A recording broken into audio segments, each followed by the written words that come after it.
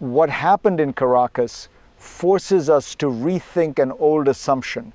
That power means destruction. That victory requires collapse. That war must look like war. Operation Absolute Resolve rejected all of that. The objective was not to shut Venezuela down, not to decapitate its military, not to terrorize its population. It was narrower and more calculated. Capture the leader, preserve the system, send a signal. U.S. forces struck only what they had to. Air defenses that blocked access, facilities tied directly to regime protection. Nothing more. Most military units were left untouched. Most infrastructure kept standing. Even the strikes themselves avoided buildings, runways, and ships. This was force designed to communicate restraint. And that raises the real question. If this was not about overthrow, then what was it about? If this was not total war, then what kind of power was being exercised? Because removing one man does not resolve a system. It exposes it. And to understand why this operation took this exact shape, we have to look backward at the conditions that made such precision possible in the first place. This operation did not begin on January 3. It began years earlier with neglect, with corruption, with decay inside Venezuela's own institutions. The National Bolivarian Armed Forces looked intact on paper, but functionally they were hollow. Air defenses were exposed, poorly camouflaged, left in the open. Units trained in convenience, not in concealment. And in war, forces fight the way they train. Command and control was fragile. Electronic warfare shattered it. Signals failed. Orders arrived too late. The result was predictable. Surprise held. Resistance lagged. The window opened. U.S. intelligence exploited this perfectly. Months of surveillance, patterns of life, precise knowledge of where Maduro moved, slept, and hid. This was not improvisation. It was system versus system. And one system had been quietly eroding for years. The deeper story here is not American brilliance alone. It is Venezuelan institutional weakness.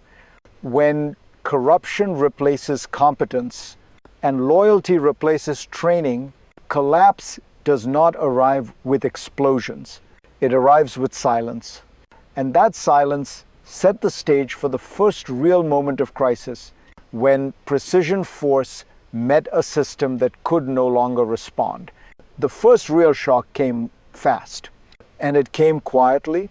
Air defenses went dark. Radars fell silent. Corridors opened in the sky, not everywhere, only where needed. Fort Tiuna was hit first, not the entire complex, not the barracks, not the headquarters, just the pieces that mattered. A mechanized unit capable of rapid counterattack, power systems supporting underground bunkers, an entrance believed to lead to Maduro's refuge. This was not destruction, it was isolation. Mobile forces were neutralized before they could move. Backup power was cut before alarms could spread. Response time collapsed before commanders understood what was happening. Meanwhile, helicopters moved in, low, fast, uncontested. This was the moment where everything could have gone wrong, where one alert unit could have changed the outcome, where one prepared defense could have forced escalation. None came. Years of corruption and complacency had removed friction from the system. And without friction, systems fail instantly. This was not just a tactical success. It was a revelation, because when a state cannot protect its core, its authority dissolves in seconds. And that realization would soon ripple far beyond Fort Tiuna into the structure hiding beneath the entire operation. What made this operation possible was not superior firepower. It was design, a hidden mechanism at work. U.S. planners did not try to dominate the entire battle space. They shaped it. Air defenses were not destroyed wholesale, only enough to create corridors, paths just wide enough for helicopters to pass through, Most systems were left intact because doctrine does not demand total blindness. It demands temporary access. This is how modern force thinks. Instead of overwhelming an enemy, you paralyze the exact functions that matter at the exact moment they matter. Mobility, communication, response speed, everything else becomes irrelevant. The Venezuelan military was never meant to fight this kind of war. Its structure assumed visibility, assumed time, assumed warning, but precision removes warning. Electronic warfare degraded command. Cyber interference slowed coordination. By the time reality set in, the outcome was already decided. This was not about winning battles. It was about controlling sequences. When force controls sequence, it controls reality. And once that mechanism was fully engaged, a second moment of crisis became inevitable. One that would test not tactics, but restraint itself. The second crisis did not explode. It restrained itself. This is where restraint became dangerous. Strikes expanded, but only slightly.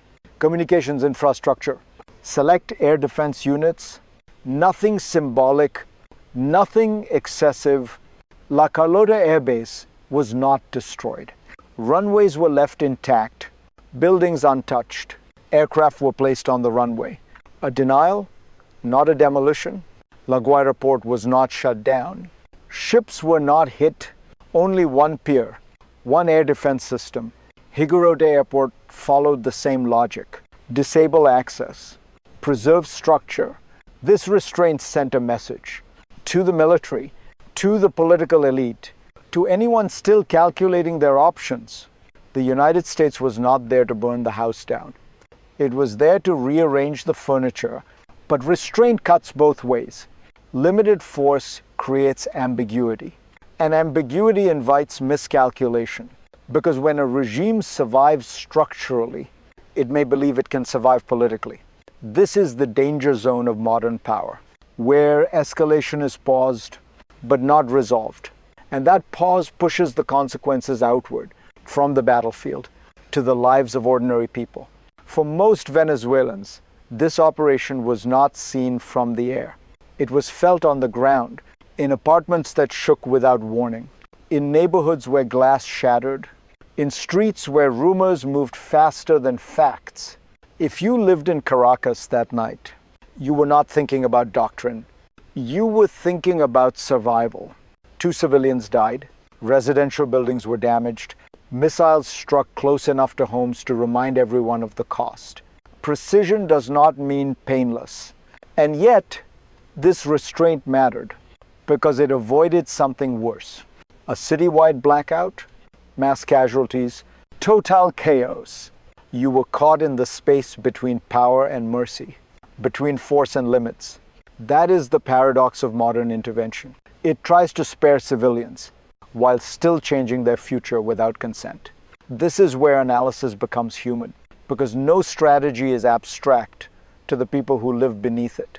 If you want to understand what this kind of power really means, don't look only at satellites. Look at ordinary lives placed inside extraordinary decisions. And as this shock rippled outward, it did not stop at Venezuela's borders.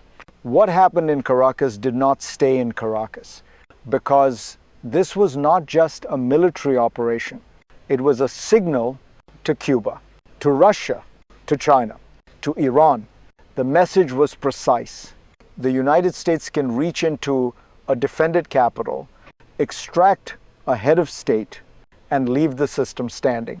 That changes calculations everywhere. Allies see reassurance. Adversaries see vulnerability. Neutral states see a new model of coercion.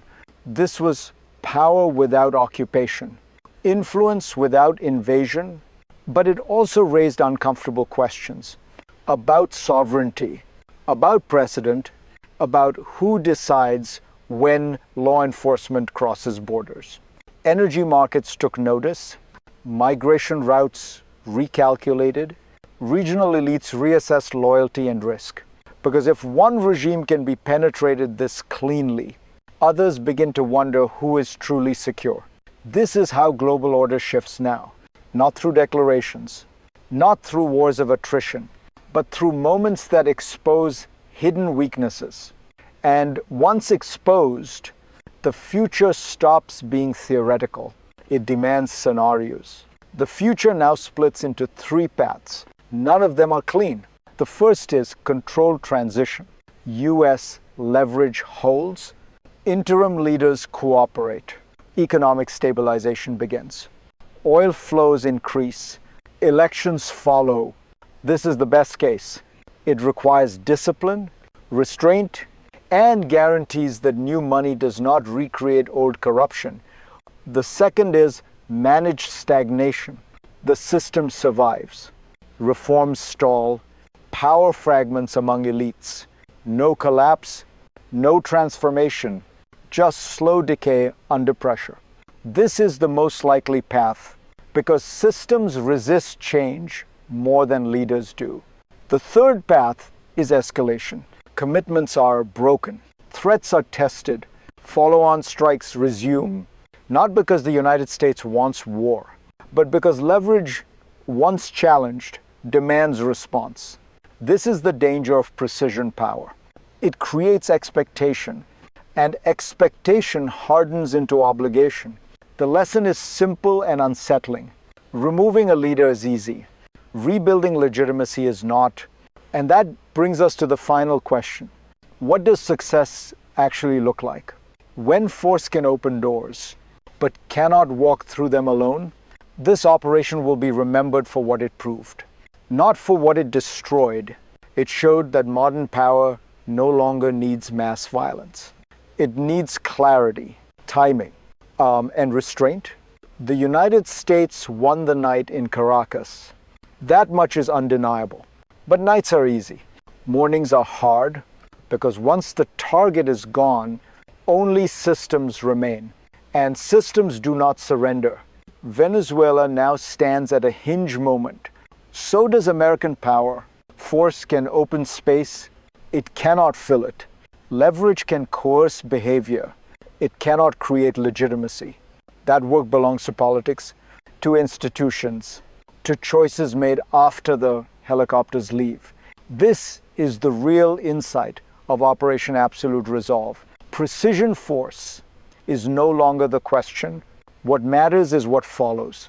If you want to understand the future of power, don't ask how wars will be fought. Ask what happens when they end before they look like wars at all. If this analysis helped you see the world more clearly, share it. Because understanding power is the first step to understanding the future.